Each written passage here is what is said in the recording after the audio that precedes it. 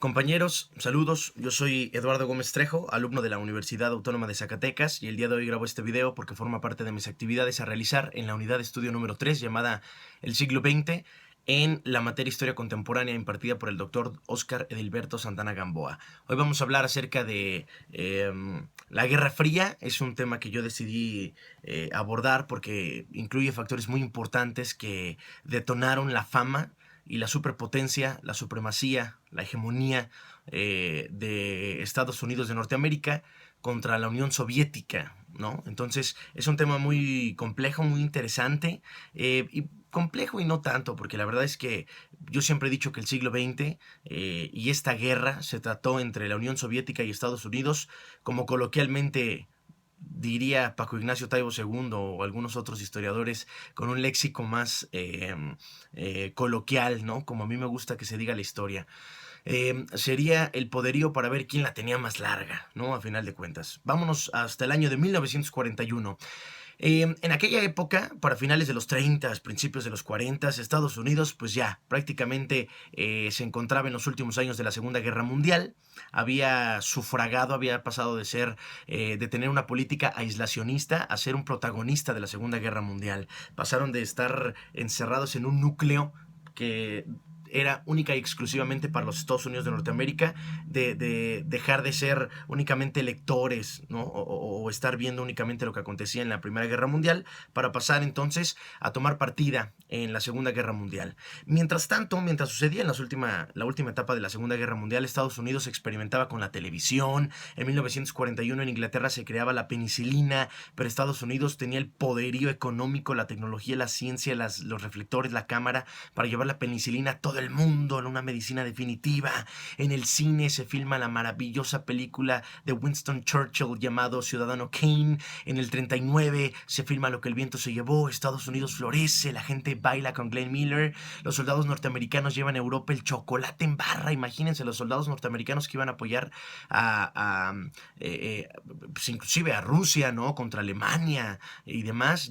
Los soldados que llegan por los barcos y demás, llevan el chocolate en barra. El chocolate en Europa entonces se populariza. La música norteamericana, la Coca-Cola, la euforia norteamericana llega a Europa. Europa tenía el alma oprimida, pero con esto trataba de disuadirse. Estados Unidos comienza a desarrollar una sociedad tecnológica enorme de mercados. Lanza sus productos por todo Estados Unidos y dicen hay que expandir los mercados. Y entonces dicen Europa está bien jodido, vamos a buscar mercados europeos, y hacen a los europeos sus colaboradores. Necesitan mercados para el futuro, para que Europa también se pueda reconstruir después del chingadazo de la Primera Guerra Mundial y de los madrazos de la Segunda Guerra Mundial. Y así activamos nuestra economía, dice Estados Unidos. Se instaura el Plan Marshall, se lleva a cabo el Plan Marshall, lo que hace posible a la reconstrucción europea.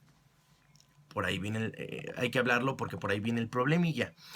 En la Primera Guerra Mundial, como les dije, Estados Unidos se lleva todo. En la Primera Guerra Mundial, Estados Unidos se vuelve aislacionista. Europa se viene a la calle. Estados Unidos se lleva todo el mundo entero con la Gran Depresión, porque acuérdense que Estados Unidos le iba a dar un préstamo a Alemania para Alemania poder pagar la reconstrucción europea. Y en la Segunda Guerra Mundial, Estados Unidos decide apoyar, ¿no? Los bloques que estaban contra Japón, contra Alemania y demás. Pero aquí viene lo bueno. Al término de la Segunda Guerra Mundial, dice Estados Unidos, hay que apoyar a Europa para que se levante, ¿no? De plano. Incluida la Alemania Occidental. ¿Por qué? Pues porque a Europa no se va a poder levantar si no ayudamos también a la Europa Occidental. Es pieza clave para la reconstrucción europea. Entonces entra en jaque con la Unión Soviética y dice, espérate, güey. Y se crea el bloqueo de Berlín. Dice la Unión Soviética, pues estos güeyes me atacaron, hombre. ¿Por qué los vas a apoyar? Porque se necesita, dice Estados Unidos, para que se levante Europa. Estados Unidos entonces desarrolla una historia geopolítica, se hacen jefes en las áreas de América. Estados Unidos deja el aislacionismo, ahora cambia un viraje político que hace que todos los problemas del mundo sean también los problemas de Estados Unidos. Los soldados que llegan a Estados Unidos, que llegan a Estados Unidos, que se ha venido a pelear a Europa, crean suburbios, nacen las casitas iguales en todo el mundo. Los niños andan en bici, los padres limpian el coche, un nuevo estilo de vida. Los afroamericanos, los negros del sur que se van al norte, trabajan en grandes ensambladoras con empleo, mejores condiciones. Los negros que combatieron en la guerra mundial, dice que dieron frente al igual que todos, dicen, pues vamos a llegar y nos van a tratar mejor. Y llegan y pues nada, los mandan al carajo, dicen, pinches negros, no los queremos aquí. Los negros dicen, ¿qué onda, güey? Pues si nosotros también dimos batalla y defendimos esta nación. Y no, llegan los negros a los bares y los blancos los tachan, los patean, los ningunean.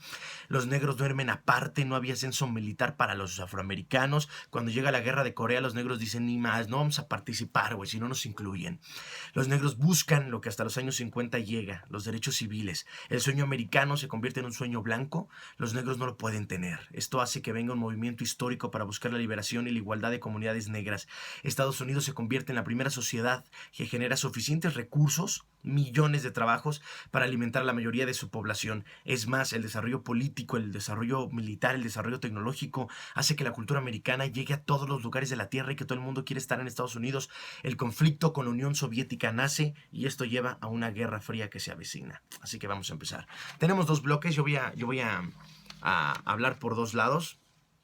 De un lado voy a hablar acerca de la Guerra Fría, que es un término acuñado por Herbert B. Swope, pero popularizado por un periodista llamado Walter Lippmann.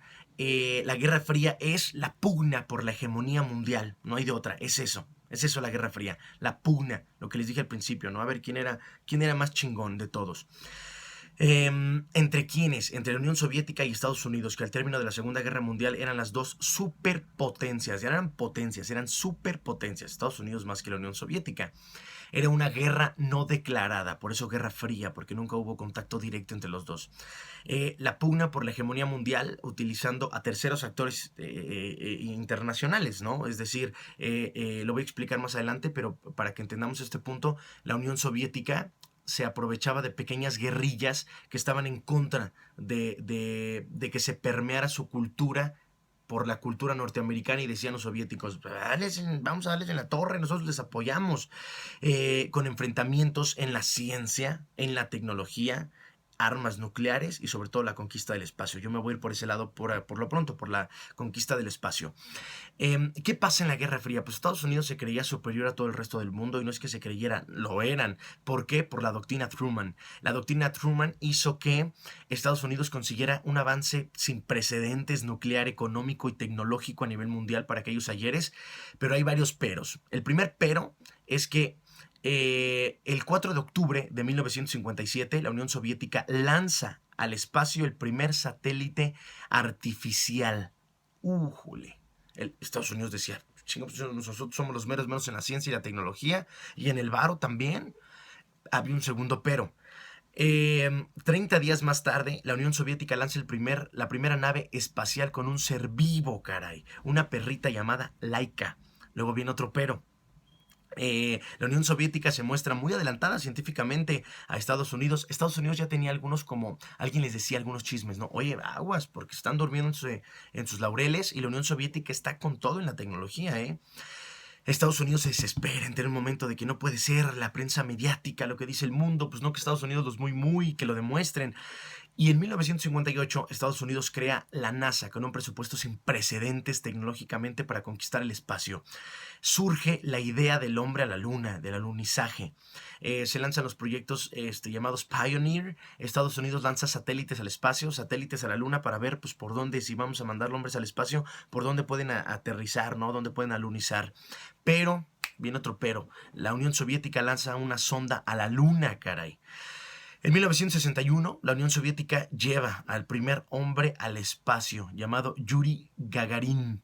Y en 1963, 2 años más tarde, Valentina Tereshkova se convierte en la primera mujer en viajar al espacio. Tienen al hombre, a la mujer y al primer animal, y además las primeras naves en ser controladas directamente desde la Tierra, y luego controladas por humanos en el espacio, caray.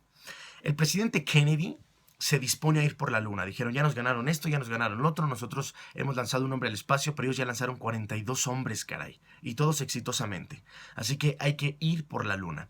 El 16 de enero, febrero, marzo, abril, mayo, junio, julio de 1969, el llamado Apolo 11 con los tripulantes Armstrong, Collins y Buzz se lanzan a la luna y la conquistan. Y entonces surge, aparte lo transmiten por todos lados, ¿no? Por toda la televisión, imagínense nada más. La gente a la expectativa, viendo la pantalla, la caja mágica, viendo ahí cómo es el alunizaje. Y dice de pronto Armstrong, que se encuentra, por cierto, inmortalizado no solo en los libros de historia, del cine, en la televisión, sino también en el Paseo de la Fama de Los Ángeles, California. Este es un pequeño paso para el hombre, pero un gran salto para la humanidad. Así que la Guerra Fría era una guerra sin precedentes, una guerra no declarada, una guerra por la tecnología, la ciencia, la hegemonía mundial. Ahora vámonos con algo un poco, no más interesante, igual de interesante, pero un poco más completo. Bueno, hay dos personajes claves en esta historia de la Guerra Fría. Podemos comenzar por lo pronto, bueno, pues nada más y nada menos que con Khrushchev, ¿no? Nikita Sergeyevich Khrushchev. Este personaje fue un político que dirigió la Unión Soviética durante la Guerra Fría. Se desempeñó como primer secretario del Partido Comunista de la Unión Soviética del 53 al 64 y como presidente del Consejo de Ministros o primer ministro del 58 al 64. Este personaje fue responsable de la descentralización de la Unión Soviética para respaldar el progreso del programa espacial temprano para varias formas, ¿no? Y para varias formas relativamente liberales en áreas de política doméstica.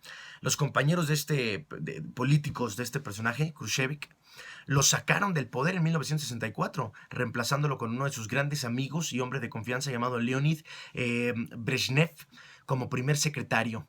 Y entonces es aquí donde aparece un personaje que se quedará en el poder durante muchísimo tiempo, al igual que Stalin. Leonid Brezhnev. Este personaje del Partido Comunista de la Unión Soviética, presidente del país del 64 hasta su muerte en 1982, tiene 18 años de mandato como secretario general, fue el segundo después de Joseph Stalin en duración. Durante el gobierno de Brezhnev, la influencia de la Unión Soviética creció dramáticamente de una forma negativa y los aliados pensaban que era positivo, pero en realidad es que paulatinamente iba en picada la Unión Soviética, dejaría de ser una superpotencia. De hecho, a su mandato se le conoce como una era de estancamiento económico y social en la Unión Soviética. Pero vamos a empezar con esto que está súper interesante. Bueno, vamos a empezar por dónde, pues por el principio, ¿no? Porque eso de ir a la mitad al final está un poco muy complicado. Leonid Brezhnev trabajaba a escondidas incrementando su arsenal de guerra, además de que apoyó a varias revoluciones, incluso mandó a sus propios hombres de la Unión Soviética rusos a la batallas que no eran de ellos, querían adquirir la igualdad ante Occidente, decir, pinche Occidente, también somos chingones acá, tenemos ciencia, tecnología, esto, lo otro y demás, un pensamiento crítico y sobre todo poderío militar. Pero puso mucho en juego. Brezhnev era un mujeriego, un hombre dinámico, muy jovial cuando tomó el poder. Brezhnev sabía que no sería más que Estados Unidos si los avances tecnológicos se quedaban en Occidente. Tecnológicamente ganaba Occidente sin lugar a dudas. Ya tenían el cine por todos lados, el teléfono por todos lados, la radio por todos lados, la televisión por todos lados, inventos, y si no eran inventos de ellos, la patente estaba en Estados Unidos y Estados Unidos los llevaba a todo el mundo y los comercializaba, redes de mercadeo y demás. Pero militarmente, en secreto, Brezhnev asignó miles de millones de dólares al incremento de su armamento, auspiciado por el descubrimiento de yacimientos petroleros hallados en Siberia a finales de los 60. Ya serían una superpotencia, la segunda del mundo, pero buscaban ser la primera ante todo. Sabían ellos que para conservar su liderazgo y su competencia con Estados Unidos debían controlar la KGB. El mejor modo de hacerlo era poner a un hombre suyo al frente. La KGB es como lo comparativo en la Unión Soviética, lo comparativo en Norteamérica con la CIA, por ejemplo. En mayo del 67, Brezhnev nombra a Yuri Andropov, jefe de la KGB, comunista ortodoxo, trabajador, muy obediente, muy leal.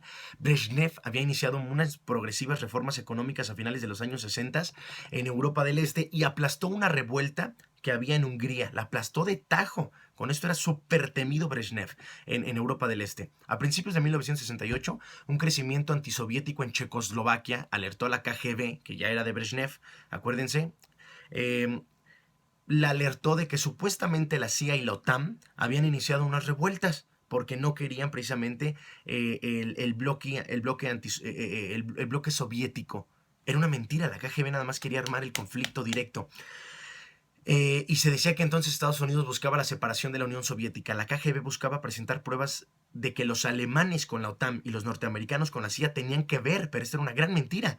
La KGB falsificó pruebas porque eran incitadores, mostraron en la televisión supuestos cuartos donde gente, los revolucionarios, los que iniciaban la guerrilla, los checos, tenían cuartos con armas. Esto nada más para justificar el ataque, para darles en la torre. Los checos lo único que buscaban eran reformas políticas más humanas, democracia limitada, prensa libre y un mejor trato. Punto. Brezhnev buscó dar un gran golpe a los checos, pero buscando no alarmar. O sea, sí denles en la torre, güey, pero no hagan tanto ruido. ¿Por qué? Pues se entera Estados Unidos o Alemania, van a decir, ¿qué está pasando, güey, por allá? En julio de 1968, Moscú anunció un movimiento de tropas del Pacto de Varsovia. Mientras tanto, agentes de la KGB mentían diciendo que hombres checos buscaban ayuda desesperada y decían, miren, nos acaban de mandar unos mensajes, güey, los propios checos, diciendo que está bien fea la situación, vamos a calmar el rollo. Brezhnev buscó, ante todo, proteger su sistema. La invasión comenzó un 21 de agosto de 1968 en Checoslovaquia, que fue ocupada así en 24 horas. Estados Unidos se sorprendió y dijo, ¿cómo pueden hacer algo así? Pues, ¿qué está pasando por allá? Necesitaban aplastar a los líderes checos. Miembros de la KGB se encargaron de hacerlo, por supuesto. En Moscú, cuando llegan los de la KGB a Checoslovaquia, se llevan a los líderes a Moscú, supuestamente a una reunión, ¿no? Y hasta lo televisan y dan a conocer a los medios de que era una junta nada más para platicar.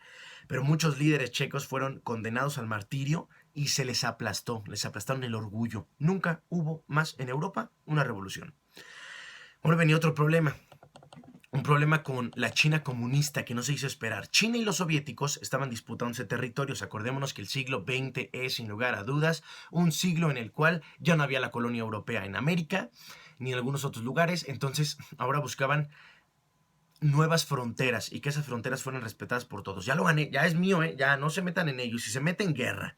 Entonces, China y los soviéticos disputaban los territorios.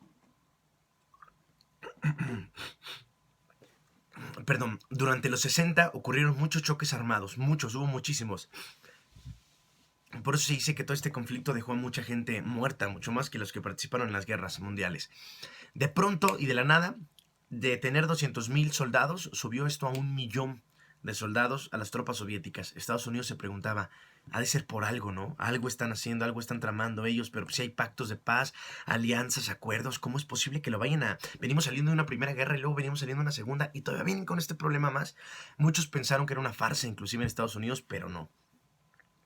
Un 2 de marzo, los chinos ocuparon una isla llamada Damansky, isla que desde hace miles de años se disputaban los chinos y los soviéticos. 30 soldados chinos ocuparon, la China comunista ocuparon la isla y los soviéticos dijeron, ¿qué está pasando? Enviaron una patrulla de reconocimiento, pero murieron muchos soldados rusos tras este enfrentamiento. Brezhnev, 13 días más tarde, arrasó con la isla por completo y arrasó con parte del territorio chino. China no volvió a ser la de tos jamás. Los choques pararon para finales de los años 69, de los años 60. Desde mediados de los 60, 500,000 de soldados norteamericanos sufrieron la muerte en Vietnam del Sur. Brezhnev, que era todo un cabrón, era ese que avienta la piedra y esconde la mano, Brezhnev envió armas novedosas a Vietnam, a la parte norte de Vietnam, para debilitar a los norteamericanos. De por sí los norteamericanos sufrieron una chinga en la guerra de Vietnam porque no estaban acostumbrados a pelear en ese tipo de territorios, en ese tipo de climas. Les dieron en la madre a los norteamericanos. La resistencia bellísima de los vietnamitas.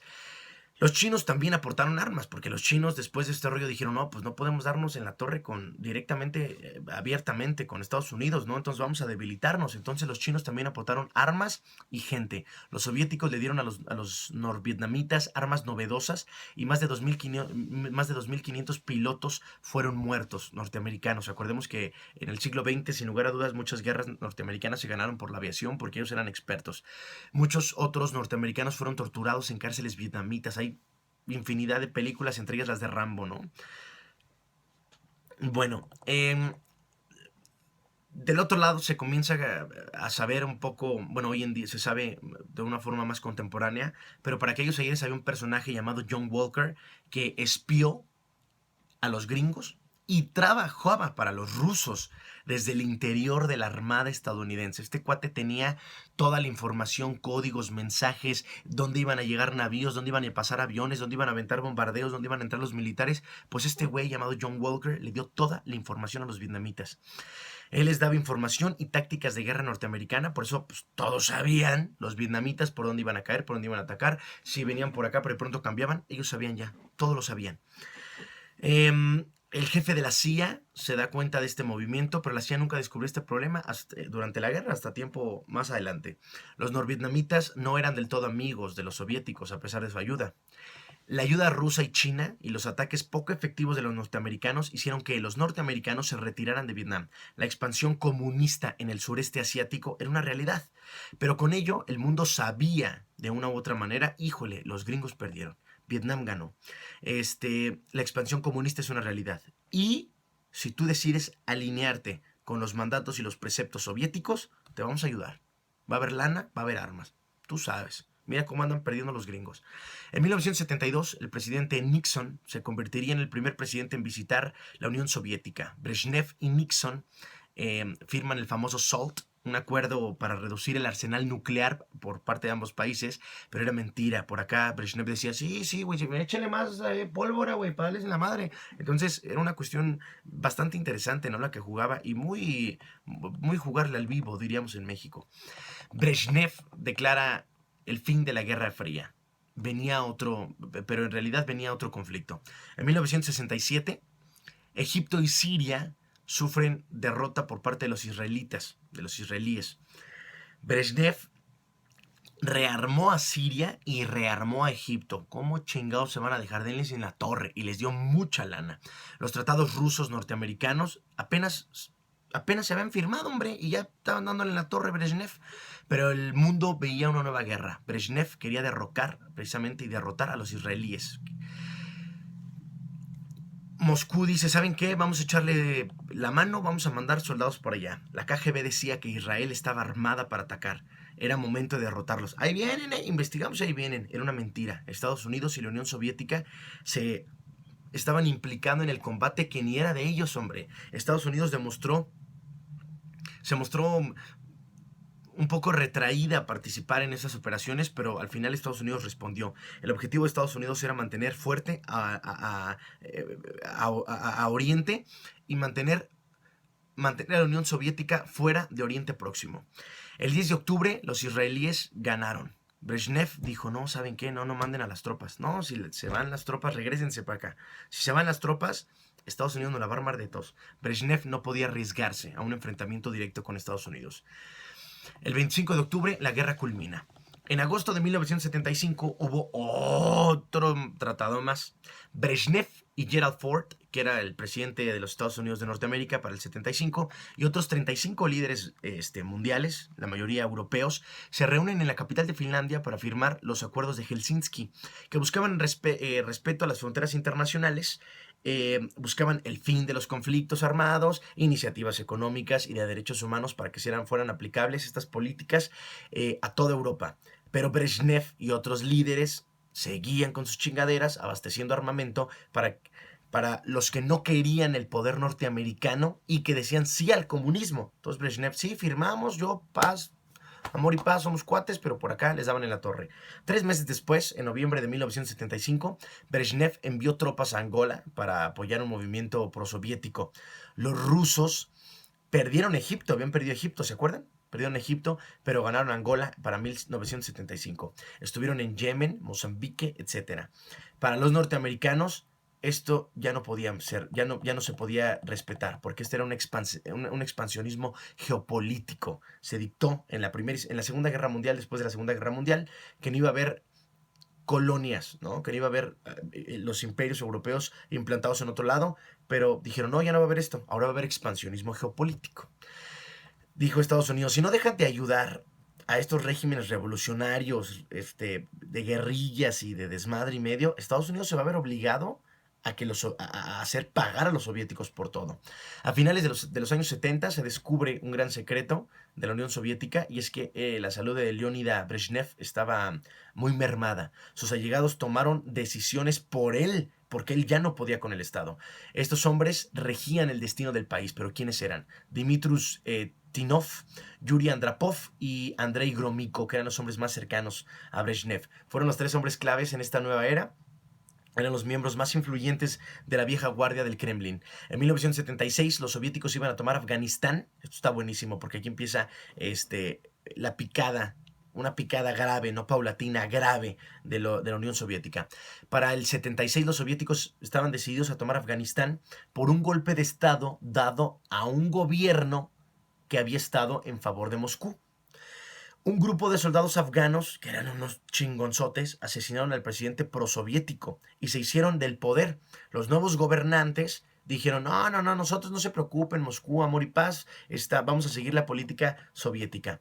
El mundo supo cómo tratar a los soviéticos, ¿no? El mundo supo que si tú le decías a los soviéticos, hey, nosotros estamos contigo, apoyamos el socialismo, los soviéticos dirán, nos apoya, órale, aquí hay lana y ahí te van unas armas, ¿no? Fuera o no fuera verdad. Para el 79, 3 años después de esto, para 1979, Hafizullah Amin se convirtió en el presidente de los afganos, de Afganistán, y este líder buscó una cosa, convencer a los soviéticos de su lealtad.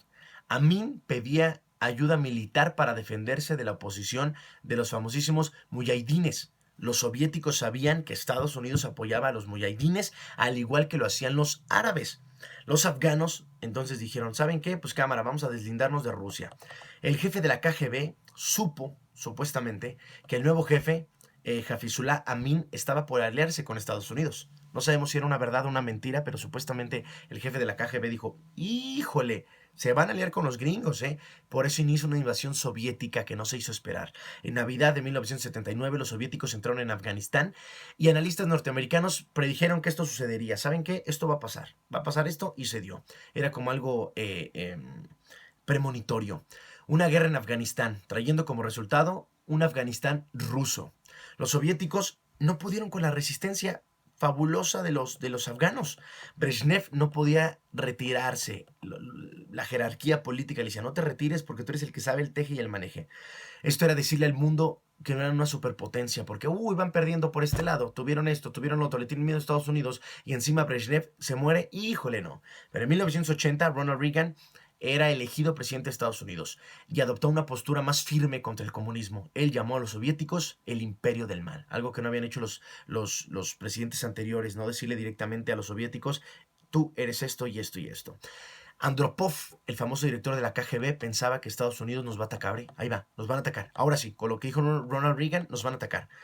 Los soviéticos adoptaron de pronto medidas preventivas y con esto agotaron los recursos económicos, porque acuérdense que la Unión Soviética le prestaba lana a todo el mundo, güey. Mandaban soldados, güey, comida, lana, armas, y luego estaban con la carrera espacial y lo científico y lo tecnológico. ¿De dónde sacas tanta lana? ¿De dónde la sacas? Pues los soviéticos, mira, se vieron en picada con sus recursos económicos. Y si no hay lana para mover un país, no hay lana para nada. Brezhnev no podía más. A mediados de los 80s, los Estados Unidos entraron en guerrilla con los afganos. Entraron en guerrilla no en contra de, sino a favor de los afganos. Fíjense nada más, ¿no? Y hoy cómo están las cosas, caray. Por eso da mucha risa la historia mundial. Pero ¿para qué entraron los norteamericanos? ¿No? Si ellos habían dicho, ¿saben qué? Pues, no le vamos a entrar al quite. Bueno, los Estados Unidos devolvían el favor. ¿Se acuerdan de la guerra de Vietnam? Que dijimos que la China comunista y la Unión Soviética apoyaron con hombres y armas y dinero a los vietnamitas. Bueno, ahora los gringos entraron devolviéndoles el favor que les habían hecho. Y le ayudaron a los vietnamitas para que mataran a los soviéticos, para que los destruyeran. Los norteamericanos mandaron misiles que acabaron con la armada rusa, con los blindados, con los acorazados. Años de conflicto en Afganistán comenzaron a afectar al pueblo ruso. Hubo escasez de alimento, la KGB buscaba acuerdos de paz, ya, para amor y paz, ahora sí es neta, amor y paz. Ayudando incluso a los muyahidines, a los muyahidines porque decían, ¿sabes qué? Te vamos a ayudar, sabemos que estás en contra, pero te vamos a ayudar, ¿para qué? Para que les des en la torre a los afganistanos, a los afganos, a los de Afganistán, porque la neta es que ya no podemos con los afganos. Así que ahí te va esta información. Fíjense nada más, ¿no? Qué risa. Los rusos desacreditaban a sus líderes políticos, la comunidad rusa ya no creía en ellos, ya estaba harta de tanta guerra y tanta presión mediática. En abril de 1988, Rusia retira sus tropas, había perdido. Rusia dijo afirmó que sus bajas eran de 15.000 hombres, pero en realidad la guerra les trajo más de 50.000 pérdidas. Afganistán, cerca de 1.000.000. Aún así, continuaban peleando y ganaron. Todo se acabó en el año en que yo nací, 1989.